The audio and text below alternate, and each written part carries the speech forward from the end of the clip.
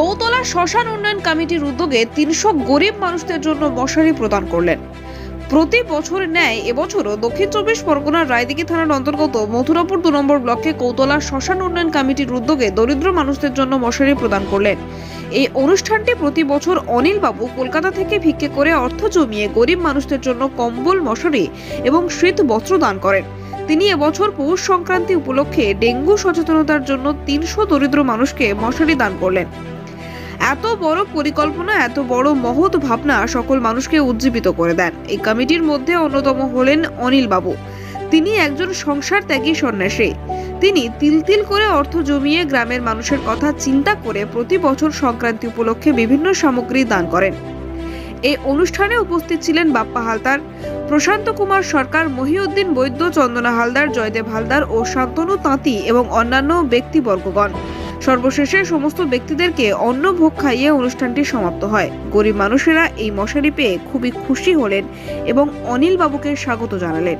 কৌতলায় মহাশ্মশানের এই মকর সংক্রান্তিতে প্রতি বছর এই প্রোগ্রামটা করে। কোনো বছর কম্বল, কোনো বছর বস্ত্র। ওরা এবছর একটা দারুণ সোশ্যাল ওয়ার্ক করছে, যেটা গভর্নমেন্টগতভাবে বা বিভিন্ন এনজিও যে প্রোগ্রামগুলো করে। তো সেখানে ওরা এবছর ডেঙ্গু নিয়ে, তো আপনারা জানেন যে বিভিন্নভাবে মানুষ আতঙ্কিত ছিল। সরকারি উদ্যোগে পশ্চিমবঙ্গ সরকার বিভিন্নভাবে তার মোকাবিলার জন্য বিভিন্ন উদ্যোগ নিয়েওছিল। তো কৌতলাটা অঞ্চল, ছোট্ট অঞ্চল, মথুরাপুর ২ নম্বর ব্লকের মধ্যে।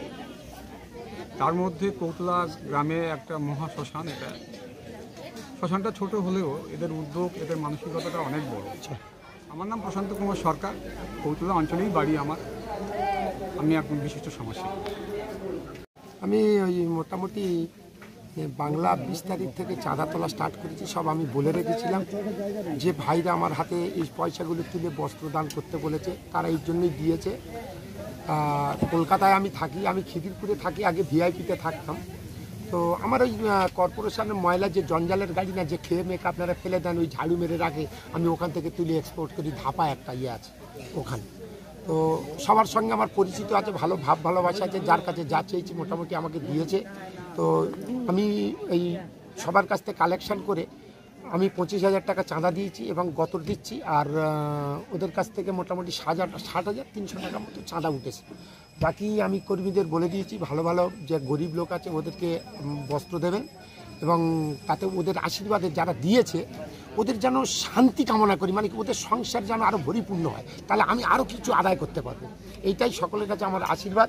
এবং কৌতলা পূজা মানে যারা কর্মী আছে, আর এই শ্মশানের অ্যাকচুয়াল কৃতিত্ব দেওয়ার মনটা হলো প্রকৃতি কুমার গায়ে। তো ও আমার সঙ্গে জুটে গেলে, একসঙ্গে ওর বাবার সঙ্গে আমার খাতির ছিল ছোটোবেলায়, আমার দাদা জানেন সেটা। তো ওর সঙ্গে পড়ে মোটামুটি ও ব্রেন দিচ্ছে, আমি অর্থ দিচ্ছি। বেশি দিন থাকতে পারি না, আসি ঝাড়ু বাড়ু মারি চলে যাই, এটা হচ্ছে সেটা হচ্ছে, দেখে বেঁকে চলে যাই।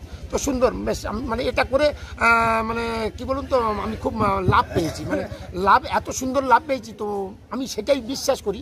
তো মানুষ ৩৩ কোটি দেবতা, মানুষ আশীর্বাদই করে মানুষকে ভালোবেসে জয় করতে হয়। বাড়িতে বেরিয়ে তুমি কজন লোককে ভালোবাসা পেলে, প্রথম অক্ষর তুমি এটা চেষ্টা করবে, তাহলে তোমার পথ অতিক্রম করতে খুব ভালো হবে এবং বাধা দিতে আসবে না। এই বলে আমি ক্ষুদ্র বক্তব্য শেষ করছি। আমার নাম ও পরিচয়।